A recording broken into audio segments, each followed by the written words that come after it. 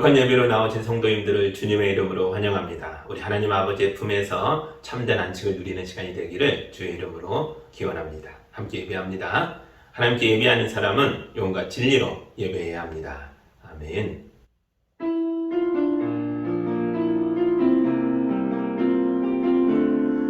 우리의 참 소망이신 사랑의 하나님 아버지, 우리를 거룩한 예배로 불러주셔서 감사합니다. 우리 성도들이 온 마음을 다하여 진실하게 주님을 찾사오니 마음의 고통을 씻어주시고 육체의 연약함을 고쳐주시고 가정과 일터에 평화를 임하게 하여 주시옵소서. 예수님의 이름으로 기도합니다.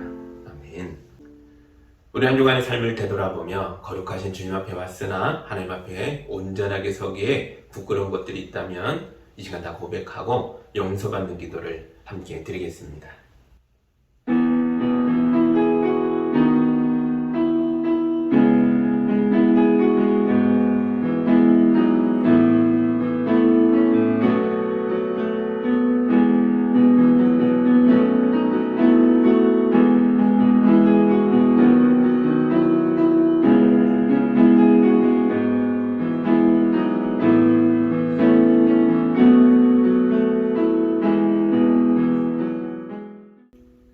이제 우리 주님이 주시는 용서와 치유와 화해의 말씀을 들으시기 바랍니다. 주님께서 밤낮 손으로 나를 짓누르셨기에 나의 혀가 여름 가뭄에 풀 마르듯 말라버렸도다. 드디어 나는 내 죄를 주님께 아뢰며 내 잘못을 덮어두지 않고 털어놓았고 내가 주님께 거역한 나의 죄를 고백합니다 하였더니 주님께서는 나의 죄악을 기꺼이 용서하셨도다. 아멘. 찬송가 250장 함께 찬양하겠습니다.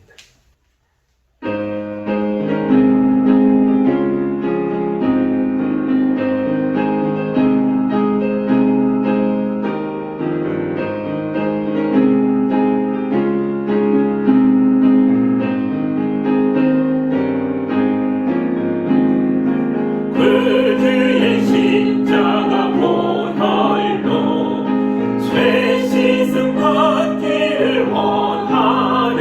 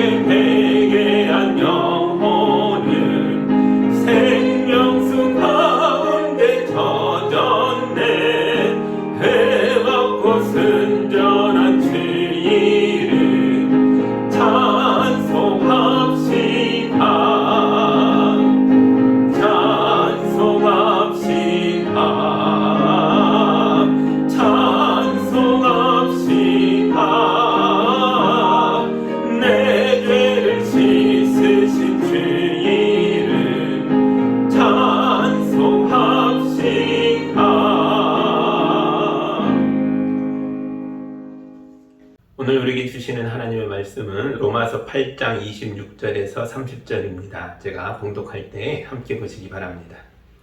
이와 같이 성령께서도 우리의 약함을 도와주십니다. 우리는 어떻게 기도해야 할지도 알지 못하지만 성령께서 친히 이루다 말할 수 없는 탄식으로 우리를 대신하여 간구하여 주십니다. 사람의 마음을 꿰뚫어 보시는 하나님께서는 성령의 생각이 어떠한지를 아십니다. 성령께서 하나님의 뜻을 따라 성도를 대신하여 간구하시기 때문입니다. 하나님을 사랑하는 사람들, 곧 하나님의 뜻대로 부르심을 받은 사람들에게는 모든 일이 서로 협력해서 선을 이룬다는 것을 우리는 압니다. 하나님께서는 미리 하신 사람들을 택하셔서 자기 아들의 형상과 같은 모습이 되도록 미리 정하셨으니 이것은 그 아들이 많은 형제 가운데서 맏아들이 되게 하시려는 것입니다. 그리하여 하나님께서는 이미 정하신 사람들을 부르시고 또한 부르신 사람들을 의롭게 하시고 의롭게 하신 사람들을 또한 영화롭게 하셨습니다. 아멘. 제가 기도합니다. 사랑의 하나님 아버지, 우리가 읽은 말씀대로 성령께서 우리를 도우신 줄 믿습니다. 이 시간에도 임재하셔서 이 귀한 말씀을 깨닫고 또 이 말씀을 붙잡고 변화되는 시간 되도록 인도하여 주옵소서. 예수님의 이름으로 기도합니다. 아멘. 사람들이 나는 자연인이다 라는 TV 프로그램을 많이 본다고 합니다. 이 방송이 2012년에 시작됐다고 하니까 11년째 이어지고 있는 장수 프로그램입니다. 방송국 사람들이 이 프로그램을 처음 만들 때에는 기껏해야 한 2, 3년 할 수 있겠다 이런 생각으로 만들었다고 해요. 그런데 매년 새로운 자연인들이 계속 생겨나고 있어서 11년이 넘도록 이어지고 있다는 겁니다. 앞으로도 이렇게 방송에 나올 분들이 무궁무진할 정도로 많이 있다. 그런 얘기를 하더라고요. 자연인들이 왜 산속에 들어가서 사시는 걸까요? 그 방송을 몇 번 보니까 한 2가지 정도 이유가 크게 부각되더라고요. 하나는 몸이 아파서 자연 속에 들어와 자연 가운데 병을 좀 고쳐보려는 마음으로 들어왔다. 이런 분들이 꽤 있었고요. 또 다른 사람들은 도시 생활에 지쳐서 인간관계가 너무 힘들어서 사람 안 보려고 산속에 들어왔다. 이런 분들이 또 있더라고요. 근데 사람이 싫어 오지에 온 사람들 치고는 방송국에서 찾아오는 것을 다 좋아하시더라고요. 그러고 보면 비록 세상에서 사람들에게 치여 상처받고 떠나왔다라고 말을 하지만 사실은 지금도 여전히 다른 사람들을 그리워하고 같이 있기를 원한다라는 걸 알 수 있습니다. 창세기에 보면 하나님께서 아담을 보시고 혼자 있는 걸 안타까워하시며 로토브라고 말씀하셨다라고 나옵니다. 토브가 좋다, 선하다 이런 뜻이거든요. 여기에 로가 붙으면 좋지 않다, 선하지 않다 이렇게 됩니다. 하나님 보시기에 인간이 혼자 있는 게 좋지 않은, 선하지 않은 일이었다는 거죠. 그래서 하나님은 아담에게 돕는 사람을 데려와서 같이 살도록 하셨습니다. 이 사람이 바로 하와였죠. 아담과 하와의 이야기가 보여주는 건 인간은 혼자 살 수 없다는 것입니다. 하나님은 우리가 서로 도움을 주고받으며 살도록 창조하셨습니다. 요즘은 1인 가구가 많죠. 혼자 살기에 너무나 편한 세상입니다. 집도 1인 가구에 맞는 집들이 많이 생겼고요. 밥도 혼밥이라고 해서 혼자 먹을 수 있는 게 많이 있죠. 그렇다고 해서 진짜로 혼자 사는 건 아닙니다. 혼자 사는 사람도 아프면 병원에 가야죠. 직장에 가면 동료들과 함께 일해야 합니다. 혼자 사는 사람도 사실은 계속해서 다른 사람들과 도움을 주고받으며 살고 있는 것입니다. 기도도 그렇습니다. 기도도 혼자 하는 게 아닙니다. 우리 교인들은 어려운 일이 있을 때마다 저에게 와서 기도를 부탁합니다. 목사는 성도들을 돌보는 목양의 책임을 지는 사람이 있잖아요. 그래서 저도 한 사람의 목사로서 우리 교인들이 저에게 부탁한 내용을 가지고 간절히 기도합니다. 그런데 가끔 자기 사정을 숨기는 분들도 있습니다. 그럴 만한 이유가 있으니까 그러시겠죠. 그렇다고 해서 하나님에게까지 숨기면 안 됩니다. 어려운 사정이 있을수록 더욱더 하나님 앞에 나와 더 간절하게 기도해야 합니다. 우리 하나님이 도우셔야 문제를 해결할 수 있습니다. 우리 중에 어려운 일이 있을 때 기도를 해야 한다는 걸 모르는 사람이 어디 있겠습니까?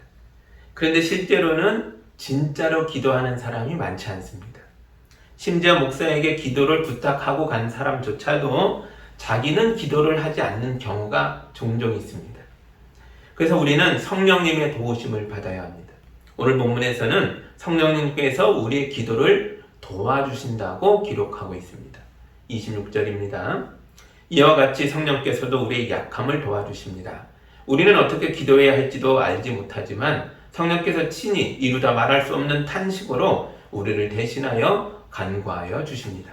아멘. 제가 많이 아팠을 때 매일 기도원에 올라가서 병 낫기를 바라며 기도했습니다.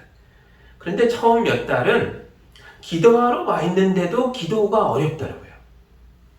아파서 죽을 지경인데 살려주세요 라는 말도 잘 안 나오더라고요. 그렇게 여러 달이 맹숭맹숭 흐르다가 어느 날 예배와 찬송과 또 말씀과 주변 사람들의 그 뜨거운 기도 속에 있는데 제게 성령님의 임재가 강하게 일어났습니다. 그리고 그야말로 불같은 기도가 터해지더라고요. 그날 저는 성령님의 도우심 속에서 진짜 기도다운 기도를 할 수 있었습니다. 강력한 회개의 기도를 드리고 굳건한 결심의 기도를 드리고 하나님의 치유의 손길에 대한 확신을 받는 기도를 드리면서 마침내 이제 내가 비로소 고쳐지는구나 라는 걸 알겠더라고요. 본문에서 성령께서 약한 사람을 도와주신다라고 할 때 이 돕다라는 뜻으로 사용된 단어를 이 그리스 원문으로 보면 이 말은 옆에서 함께 짐을 짊어진다 라는 뜻을 가진 단어를 쓰고 있습니다. 옆에서 함께 짐을 짊어진다 라는 것은 단순히 거들어준다 이런 의미가 아니죠. 그가 하는 일에 관심이 있고 더 나아가 그 일의 목표가 무엇인지 알고 그 결과를 이룰 때까지 함께 한다라는 의미를 담고 있는 것입니다. 이 단어를 통해 우리가 알 수 있는 건 성령님이 무거운 짐을 지고 허덕이고 가는 사람 옆에 다가오셔서 걱정하지 마라. 내가 너의 짐을 함께 짊어질게. 목적지까지 함께 가자. 이렇게 말씀하시는 우리의 친구가 되어주심을 알 수 있습니다. 이처럼 성령님이 우리의 연약함을 도와주십니다. 몸이 아픈 것만 연약한 게 아니죠. 때로는 마음이 아플 때도 있고 우리 영혼에 구멍이 날 때도 있습니다. 사랑하는 사람들의 관계가 유리그릇처럼 부서질 때도 있고 미래에 대한 꿈과 희망이 사라져서 좌절에 빠질 때도 있습니다. 이처럼 연약함의 끝은 허무함입니다. 모든 것이 망가지고 사라지고 죽어 없어져서 무로 아무것도 아닌 거로 돌아가 버리는 거죠. 이게 허무함입니다. 오늘날 이 엄청나게 발달한 현대 과학이 밝혀낸 게 있다면 모든 피조물의 끝은 결국 허무함이다라는 것입니다. 우주가 이렇게 팽창하고 있지만 언젠간 도로 다 축소되어 없어질 거라는 거예요. 지구가 이렇게 막 많은 생명을 충만하지만 언젠가는 태양에 삼켜질 거라는 거예요. 모든 게 끝이 난다. 다만 그게 인간의 현재 생각으로는 따라잡을 수 없을 만큼 먼 미래이지만 결국은 허무하게 끝난다. 이게 현대과학에 밝혀낸 결과라니 너무 놀랍지 않습니까? 지구도 사라지고 인류도 사라지고 결국 이 거대한 우주도 허무하게 사라질 것입니다. 그러나 성경은 우리에게 희망이 있다고 말합니다. 8장의 20절과 21절로 가서 볼까요? 제가 읽어드립니다. 피조물이 허무에 굴복했지만 그것은 자의로 그렇게 한 것이 아니라 굴복하게 하신 그분이 그렇게 하신 것입니다. 그러나 소망은 남아 있습니다. 그것은 곧 피조물도 썩어짐의 종살이에서 해방되어서 하나님의 자녀가 누릴 영광된 자유를 얻으리라는 것입니다. 아멘. 성경은 영원한 하나님 나라가 우리에게 주어진다라고 약속하고 있습니다. 오늘 여러분이 기도한 것들이 허무하게 사라지지 않는다는 거예요. 성령의 도우심을 통하여 우리의 기도가 열매를 맺을 것입니다. 오늘 여러분의 사랑과 희생과 봉사가 허무하게 사라지지 않습니다. 성령의 도우심을 통하여 나와 우리 가족과 이웃이 모두 구원을 받을 것입니다. 여러분 모두가 썩어짐의 종살이에서 해방되어서 하나님의 자녀가 누릴 영광된 자유를 얻게 되는 그날까지 성령님께서 여러분과 함께 하기를 우리 주님의 이름으로 축복합니다. 아멘. 성령님으로 충만해진 사람들은 하나의 성령 안에서 서로 연결되기 시작합니다. 그리고 이들이 모여서 서로 협력하면서 우리 가운데서 기적이 일어나게 됩니다. 하나님의 뜻이 이루어지는 거죠. 28절입니다. 하나님을 사랑하는 사람들, 곧 하나님의 뜻대로 부르심을 받은 사람들에게는 모든 일이 서로 협력해서 선을 이룬다는 것을 우리는 압니다. 아멘. 제가 올해 노예에서 선교사님들을 섬기는 부서의 일을 맡게 되었는데요. 올해의 마지막 사업으로 선교사님들을 한국으로 초청해서 부부수련회를 갖는 것을 하게 되었습니다. 가깝게는 동남아에서부터 멀리는 아프리카에서까지 세계 각처에서 선교사님들이 많이 오시는데요. 우리가 예상했던 것보다 훨씬 더 많은 분들이 신청하셔서 참가 인원이 대폭 늘어나니까 해결해야 할 문제들이 덩달아서 많아졌습니다. 처음 계획보다 차도 큰 차가 필요하고 숙소도 더 많이 예약해야 되고 항공료부터 시작해서 식사와 진행에 필요한 모든 경비에 이르기까지 예산도 훨씬 더 많은 게 필요한 거죠.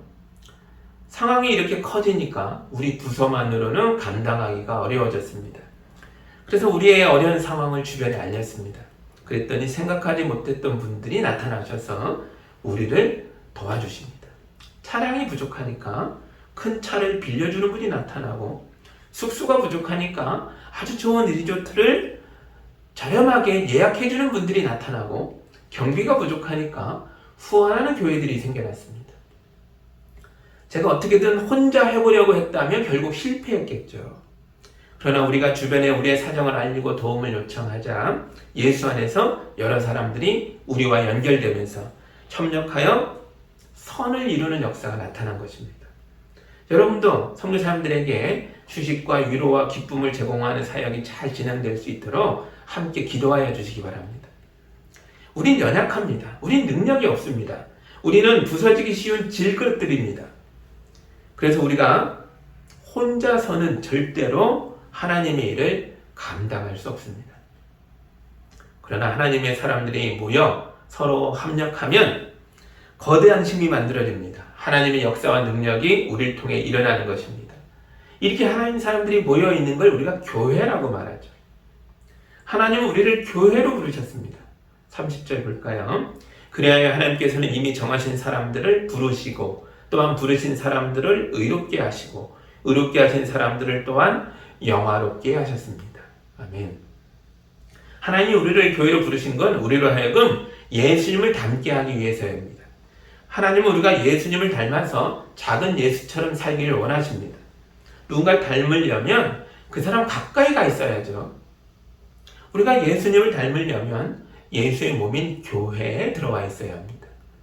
예수의 몸인 교회 안에서 우리가 날마다 예배하며 말씀을 들으며 기도하며 성도의 교제를 나눌 때에 우린 점점 더 예수님을 닮아가게 되고 점점 더 의로워지고 영화로워지는 것입니다.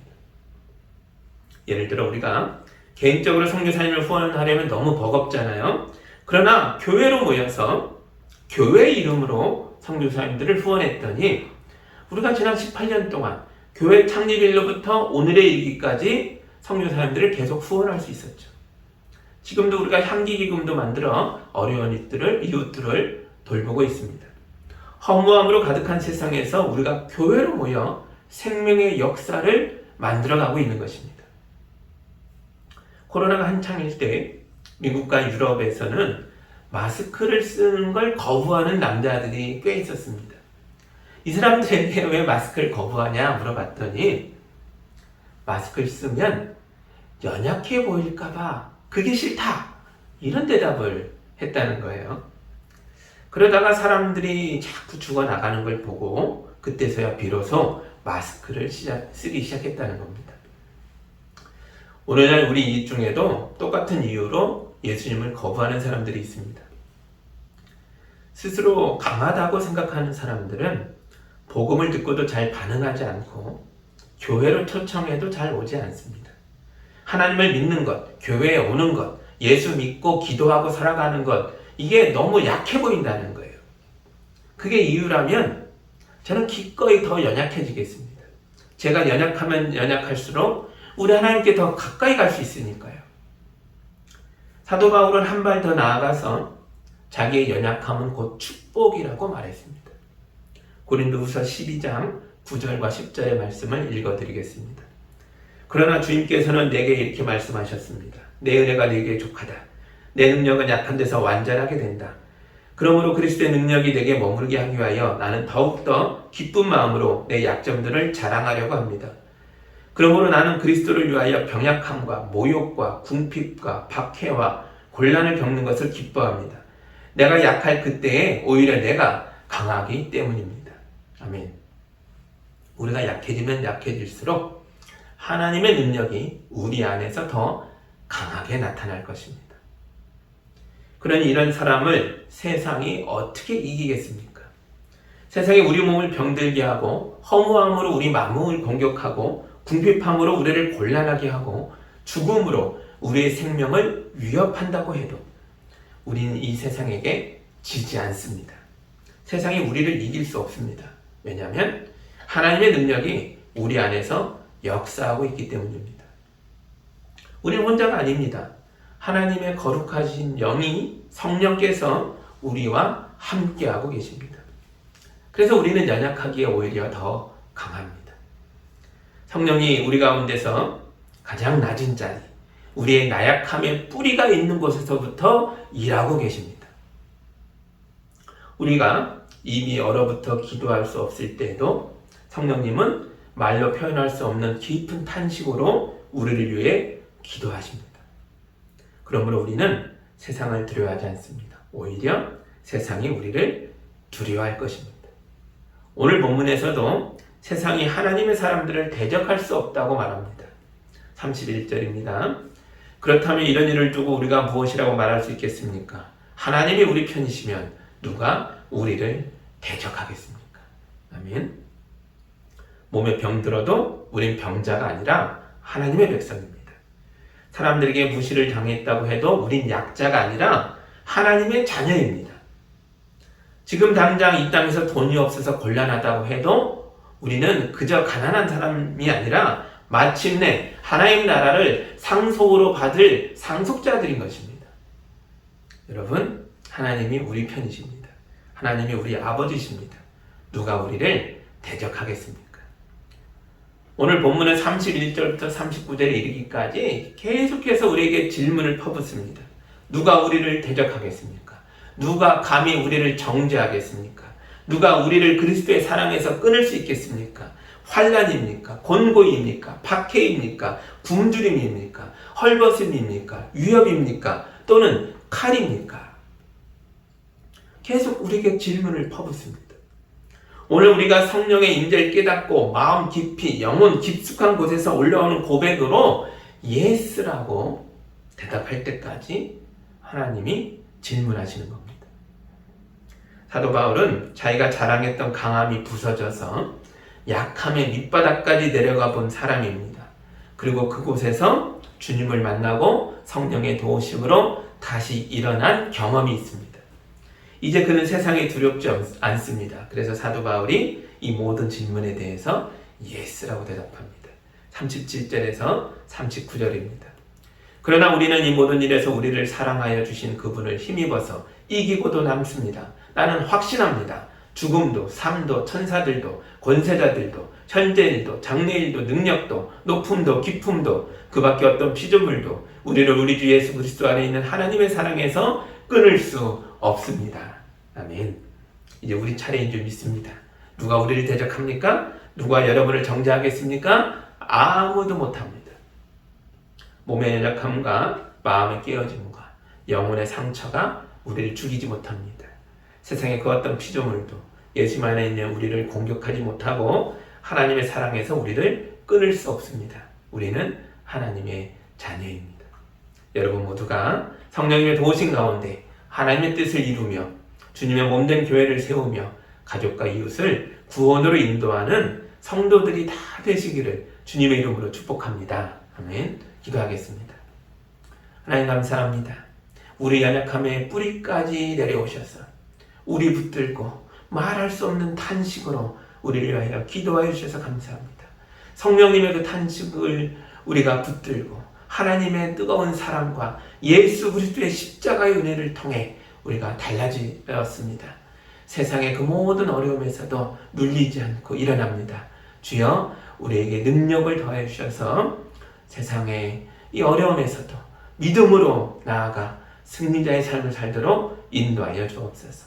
우리 가족과 이웃을 구원하며 주님의 몸된 교회를 세우며 하나님의 뜻을 펼치며 살아가는 성도들 되도록 인도하여 주옵소서. 예수님의 이름으로 기도하옵나이다. 아멘.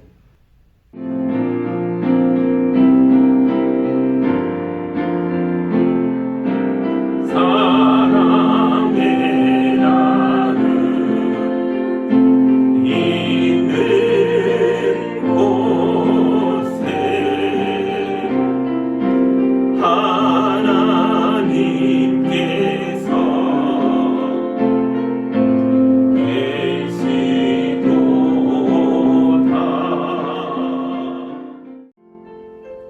사랑의 하나님 아버지, 우리 성도들을 축복하시고 이 땅에서 수고하고 애쓰는 모든 것들이 은혜의 열매가 되도록 인도하여 주셔서 감사합니다. 성도들이 거룩한 예물을 올려드렸습니다. 이 귀한 예물을 통해 영광 받아 주옵시고 주님의 교회가 든든히 세워지게 하시고 이 땅을 살아가는 어렵고 힘든 사람들을 위로하며 일으켜 세우고 도와주는 일에 거룩하게 쓰이게 하여 주옵소서. 우리 성도들 연약해지지 않도록 주님이 붙들어 주시고 건강을 잃은 자들을 회복시켜 주시고 마음이 무너진 자들을 은혜로 일으켜 세워 주시며 하는 일마다 복되게 열매 맺도록 축복하여 주옵소서. 예수님의 이름으로 기도하옵나이다.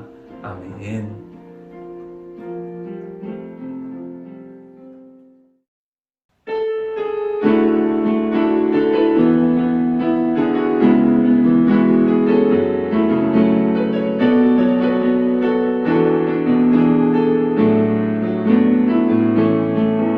날이 저물어 갈 때 빈들에서 걸을 때 그때가 하나님의 때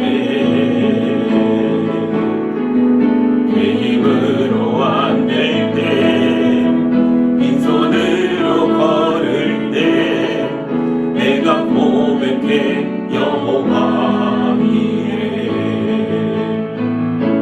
주가 일하시네 주가 일하시네 주께 아끼지 않는 자에게 주가 일하시네 주가 일하시네 신뢰하며 걷는 자에게 우리 모인 이곳에 주님 함께 계시네 누리네 아버지 은혜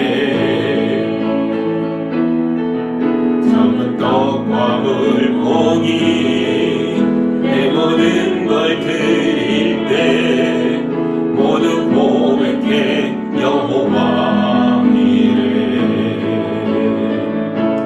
주가 일하시네 주가 일하시네 주께 아끼지 않는 자에게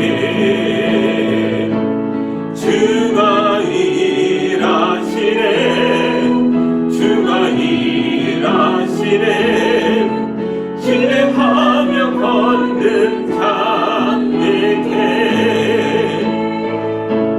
주가 일하시네 주가 일하시네 주께 아끼지 않는 자에게 주가 일하시네 주가 진실에 신뢰하며 걷는 자에게